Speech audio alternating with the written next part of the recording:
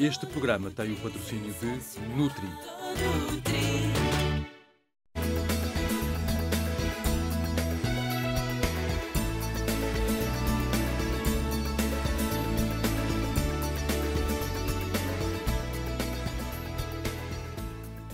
Cá estamos nós para mais um Viva Saúde. Hoje vamos dedicar o nosso programa a um dos 5 sentidos. É fundamental no nosso dia-a-dia e requer alguns cuidados. Sabe qual é a importância da nossa visão? Como pode prevenir as principais doenças oculares e as técnicas de tratamento que existem? Com certeza, a partir de hoje, terá mais cuidado com este bem tão precioso que é a visão, já que temos connosco o Dr. Armando Garcia, oftalmologista, que não vai deixar nada por esclarecer sobre este tema que merece da nossa parte a maior atenção.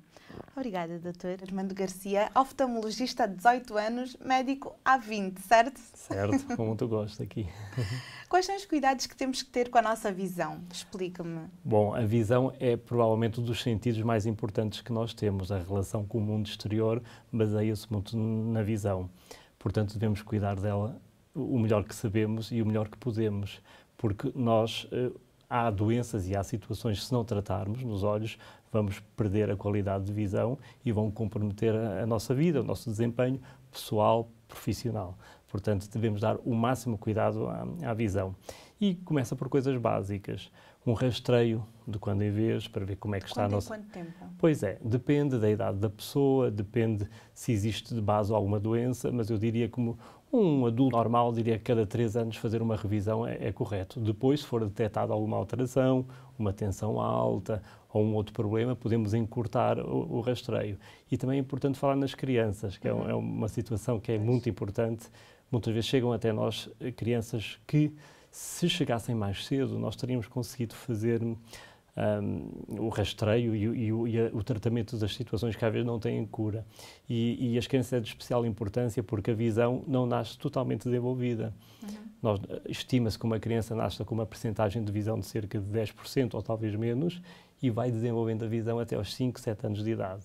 Se houver uma patologia nessa altura, antes dos 5, 7 anos... Atrasa o desenvolvimento da visão. E provavelmente irreversivelmente. E depois já não conseguimos recuperar nem cirurgia, nem outras manobras. Portanto, é muito importante. Devia ser algo importante como as vacinas, não é? Que há um calendário e até aos 5 anos toda a criança devia ser observada por um médico oftalmologista que pudesse dizer, olha, está tudo bem, a maior parte das vezes até está tudo bem, mas quando não está bem, atuar, porque ainda há tempo para atuar, isso é bastante importante. Doutora, como é que uma pessoa, uma mãe consegue ver que a sua criança tem algum problema ou que pode vir a ter? É muito importante, além da ajuda de ir ao pediatra, que terá a sua habilitação para basicamente ver se há uma alteração, existem coisas que são muito visíveis. Se a criança lacrimeja muito, se tem um olho de um tamanho exagerado, se a cor dos olhos está alterada, se a menina do olho, a pupila, está mais branca uma que outra. Portanto, como assim a cor do olho está alterada? Pode alterar. Há doenças como o glaucoma infantil ou congénito, faz com que a retenção de líquidos do olho afetado altera um pouco a coloração do olho. Um olho fica mais azulado do que o outro, é um sinal de alerta. Se o tamanho do olho está a crescer exageradamente num bebé de 3 a 6 anos, parece que tem os olhos grandes, pode não ser, pode ser da sua configuração normal, mas é um alerta para levar ao médico. Pelo menos primeiro ao pediatra e depois dirigi-lo ao oftalmologista, porque são situações com muita gravidade, podem comprometer definitivamente a visão das crianças. Portanto, é um alerta interessante, estamos aqui a falar hoje sobre isso, que eu costumo referir a toda a gente e devia fazer parte de uma política de saúde mesmo em todo o mundo. Até aos 5 anos? Até aos 5 anos é fundamental. Há coisas que nós conseguimos tratar corretamente até aos 5 anos, e até com bons resultados, e a partir dos quais o cérebro, porque a visão é cerebral, os olhos veem, mas nós percebemos a visão porque o nosso cérebro interpreta esse sinal. Deixa de ter a plasticidade que tinha até aos 5 anos de idade. A partir dos 7, 8 já não tem, já não podemos fazer manobras como tapar o olho, que está melhor para estimular um olho fraco, por exemplo, ou manobras que se fazem com muita eficácia. E nesse caso, por exemplo, de uma mãe conseguir detectar que tem de levar o filho, ou então apenas naquelas coisas de rotina de levar a criança ao médico e ao oftalmologista, nesse caso como referiu, muitas vezes é necessário operar uma criança de 5 anos? Ou... Simplesmente não se opera. Há coisas que nem é preciso ser operar, mas há coisas que são necessárias operar e podemos falar em alguns exemplos muito importantes. Como regra, nós podemos estabelecer que se não houver sinal de doença, se o pediatra está confortável com a criança e com a visão consegue medir, aos 5 anos devia ir ao médico. Antes disso, a qualquer altura, desde que haja sinal. Depois, às vezes o tratamento é muito simples, eu referi há pouco, às vezes basta tapar um olho durante algumas horas do dia, o olho mais forte, e estimular assim o olho que está mais fraco, que está com um desenvolvimento mais fraco. É muito simples, Sim.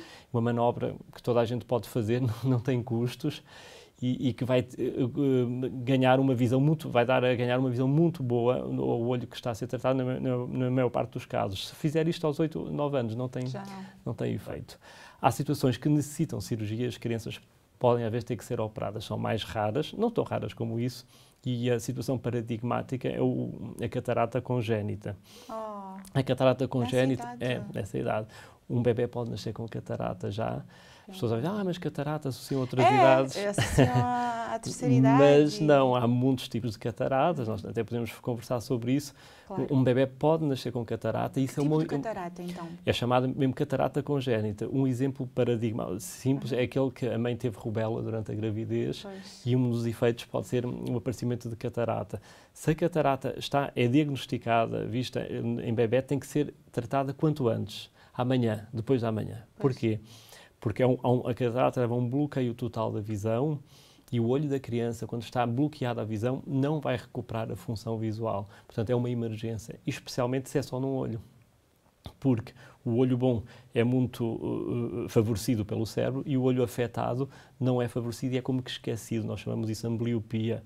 O olho fisicamente existe, mas a função não existe. É como ter uma boa televisão, mas ela não está ligada à antena nem a um cabo, não produz imagem, não serve de nada. Portanto, é uma emergência. E nota-se logo quando uma criança nasce com catarata, porque o normal, o mais comum, quero dizer, as pessoas detecta-se porque fica diferente mesmo. Fica diferente, a transparência. Exatamente. Felizmente na criança também? Ainda mais. Felizmente na criança, a maior parte das cataratas desenvolve-se muito rapidamente em dias e aquela opacidade, aquele branco da menina do olho é muito evidente e, portanto, deve alertar todas as mães que quando notarem que basta incidir um pouco de luz sobre o rosto da criança e ver que a pupila, a menina do olho está com coloração muito diferente, é um alerta, até porque mais raro existem alguns tipos de cancros que se manifestam dessa forma, também infantis, no retinoblastoma, e, portanto, têm que ser tratados diria, com emergência mesmo. Portanto, acho que é um bom alerta, nós estamos a conversar sobre isso aqui. Doutor, e a vista cansada? Como é que se consegue detectar que se tem vista cansada? É uma boa pergunta, porque normalmente no saco vista cansada nós metemos muita coisa. Podemos dizer que vista cansada, a maior parte das vezes, é considerada a visão mais difícil ao perto, a partir de certa idade. Contudo, o termo vista cansada muitas vezes é utilizado para situações de astigmatismo, pessoas que ainda não têm 40 ou 45 anos, mesmo assim têm dificuldade em ver. São situações muito distintas que às vezes têm o mesmo nome. Vamos concentrar-nos na questão dos 45 para a frente. Isto, não podemos encarar estas datas como datas rigorosas, mas em termos médios. Porque depois varia com questões raciais, os asiáticos têm mais cedo. Pronto, há várias variações. É interessante ver isso. Mas a vista cansada é uma situação normal e fisiológica, o que é que isto quer dizer? Que acontece a todos nós, mais cedo ou mais tarde, em que começamos a ter dificuldade em focar ao perto. Então as pessoas começam a ter que afastar e a ter dificuldade em ler um jornal, um livro, exatamente. E então têm que pôr uns óculos para ver ao perto. Esta é a chamada... É uma chatice, doutor, desculpa interrompê-la. É que uma chatice, às vezes, vê-se muito, as pessoas tiram os óculos de ver ao perto, depois têm que pôr os óculos para ver ao longe. Exatamente. E, enfim, tiram os óculos e põem os óculos e depois há mais óculos de sol e há tantos óculos que a pessoa tem que utilizar. Tem 4 ou 5 pares de óculos para resolver os vários problemas. A coisa funciona mais ou menos como os autofocos, mal comparando, das câmaras. Parece que a partir de certa altura o nosso autofoco, que permite focar ao longe e ao perto, deixa de funcionar.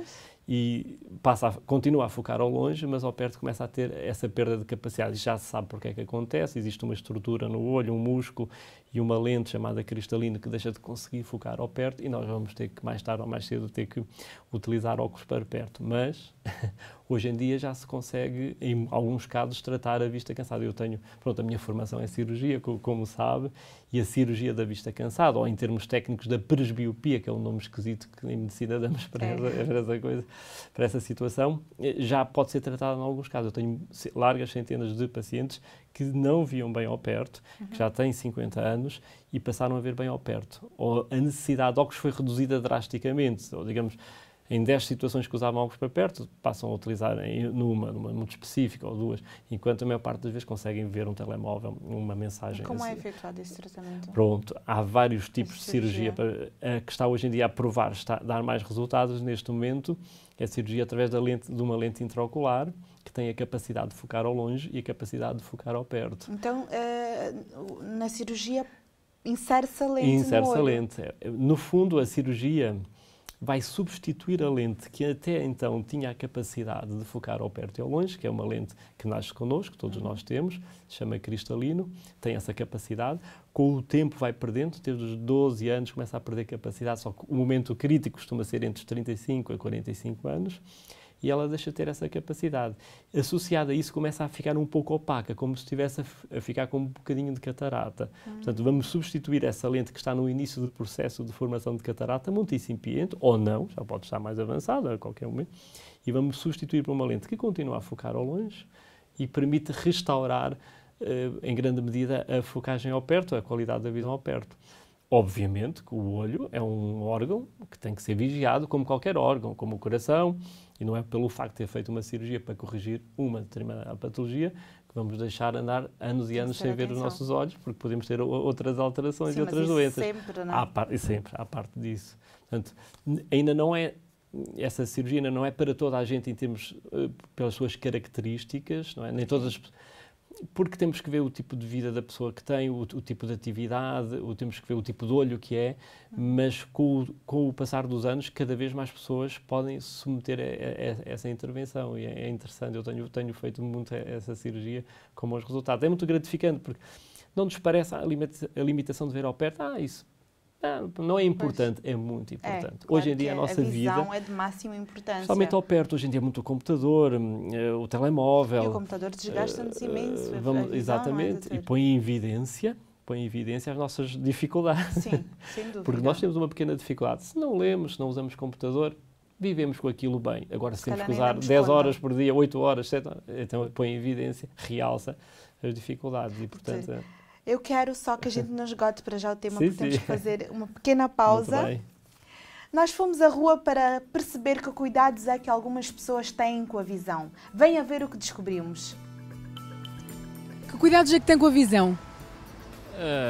Tento usar óculos nos dias de mais sol. Tenho o computador em frente à janela para que eu tire os olhos do computador e possa olhar para uma coisa que me permita relaxar a vista. Quando estou a conduzir, uso óculos. Tento ver a televisão o mais distante possível, não estar muito tempo no computador. Muitos, porque eu tenho grandes dificuldades a ver. Já alguma vez teve algum problema de visão? Por enquanto não. Eu uso também umas gotas por causa da sujidade que elas apanham. Conjuntivite, e nomeadamente tenho os olhos sensíveis à luz do sol. Foi uma conjuntivite aguda, quase que me pôs cega. É que eu já fui operado a essa vista, a vista direita, e agora uso óculos. Com que frequência visita o seu oftalmologista? Raramente. Olha, para ser sincero, nunca vou. Muito raramente. É raro ou mesmo até nunca. Eu vou uma vez por ano ao oftalmologista. Vou 1 ano e meio, 2 anos, para ver se aumentei ou baixei a graduação. 2 vezes em 3 meses. Se ficou com alguma dúvida ou quer fazer alguma observação, visite-nos no nosso Facebook e deixe-nos o seu comentário. O Viva Saúde tem todo o gosto em que partilhe connosco as suas dúvidas. Faça como o Timóteo Neves, que nos deixou a seguinte questão no Facebook. Que cuidados se deve ter com a visão quando existe exposição solar? Pode responder-nos, doutor. Uma ótima pergunta, especialmente porque hoje em dia as pessoas têm muito hábito de estar ao sol, na praia. Eu acho que os cuidados que devemos ter com os olhos em relação à exposição solar são muito semelhantes aos cuidados que temos com a pele.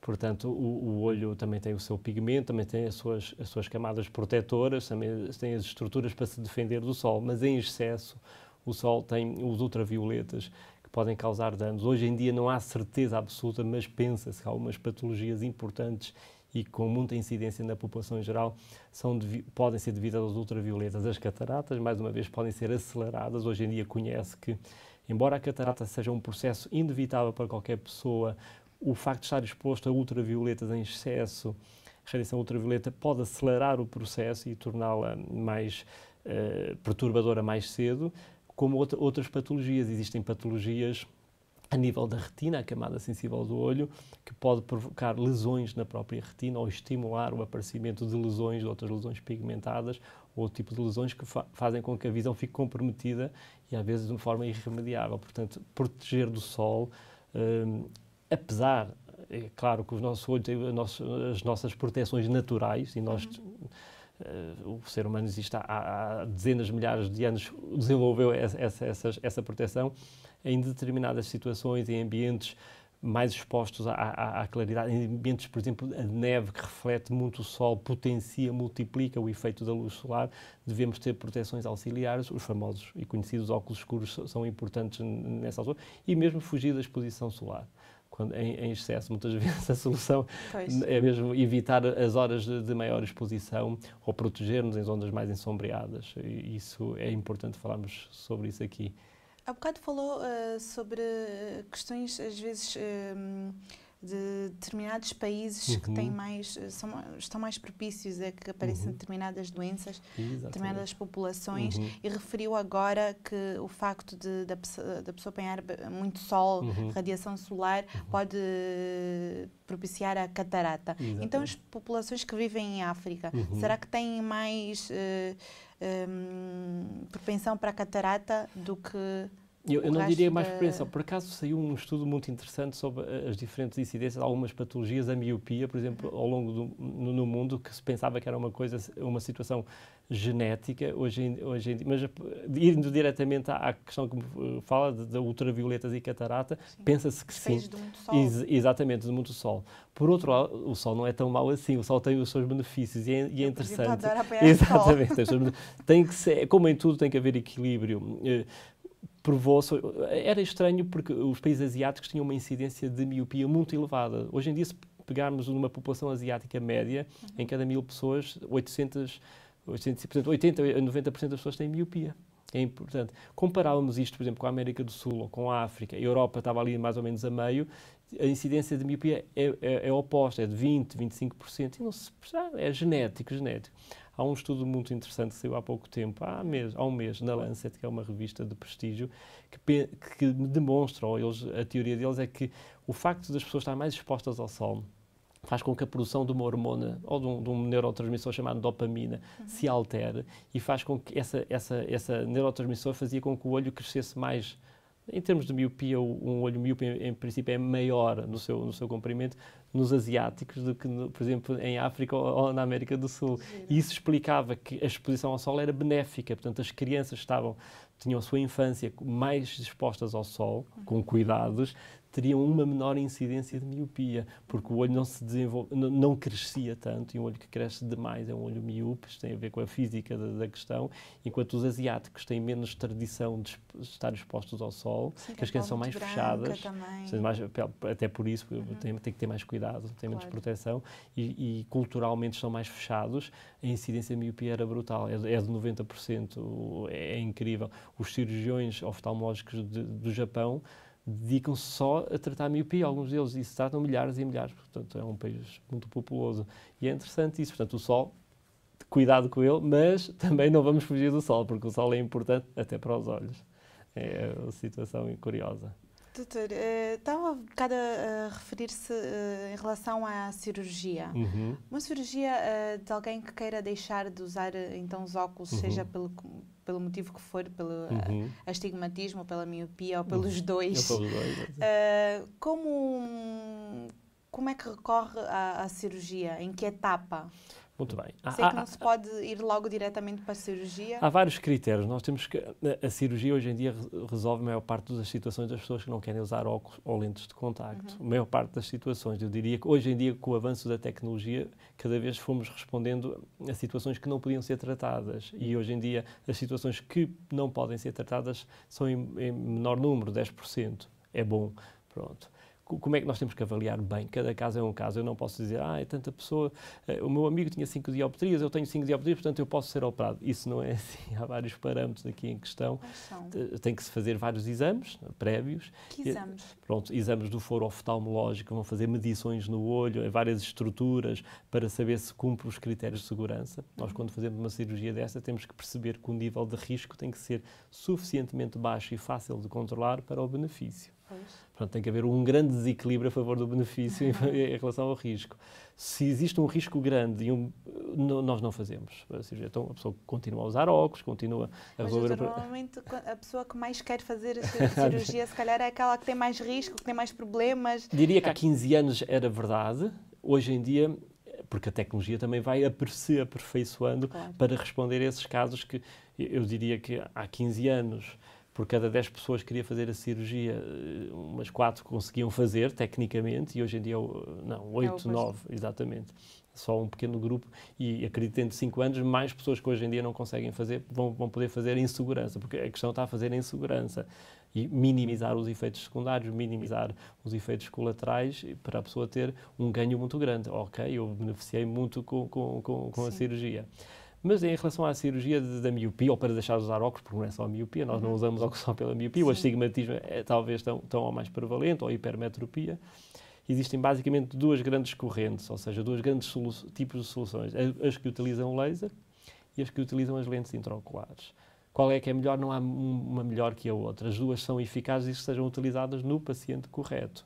Há uma determinada pessoa, depois fazemos os tais exames do foro oftalmológico, chegamos à conclusão que esta pessoa é para usar lente intraocular. Se quiser fazer a cirurgia, não vamos fazer laser. Exige internamento? A maior parte da cirurgia oftalmológica já não exige internamento, é uma coisa boa. A pessoa chega, pelo seu pé, faz a intervenção, a maior parte das vezes por anestesia local. Explica-nos que outras doenças relacionadas com a vista podem surgir no caso da pessoa nunca ter recorrido ao oftalmologista? Bom, conviver com os problemas. É um tratado de doenças, há muitos.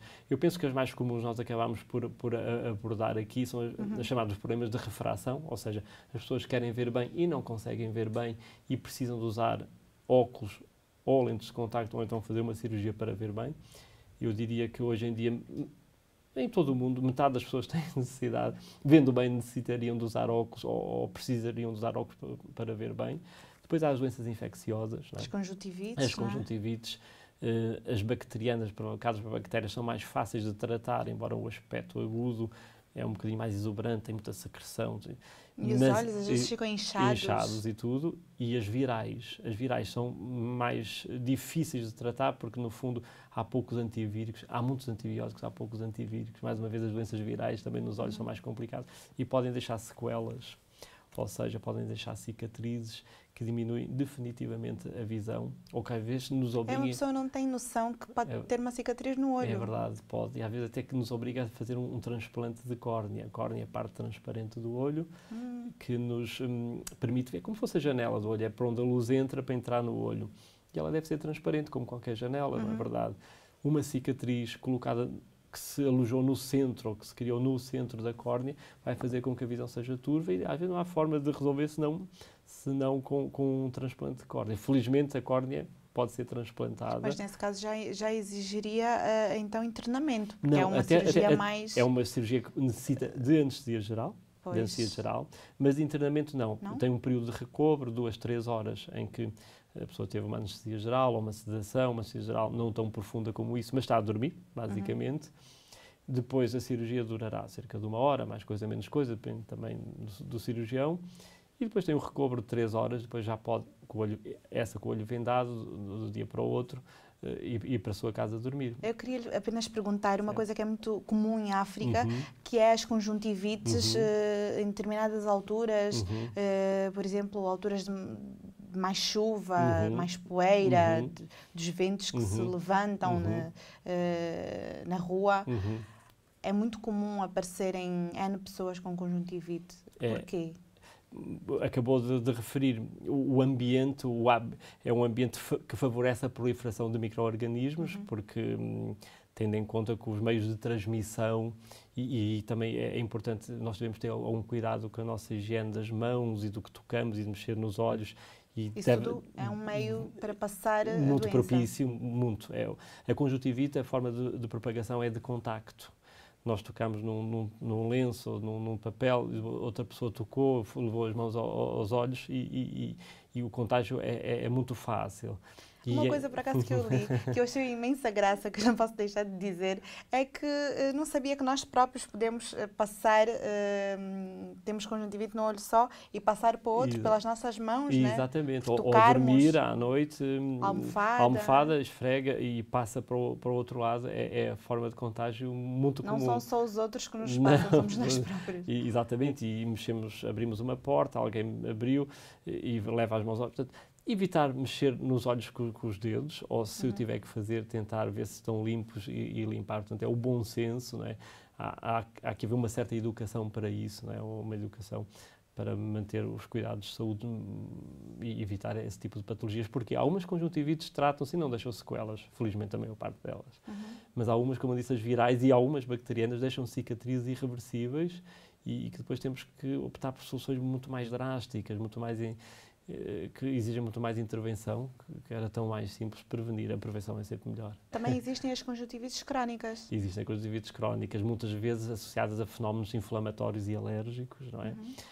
Aí já não é uma bactéria ou um vírus que está...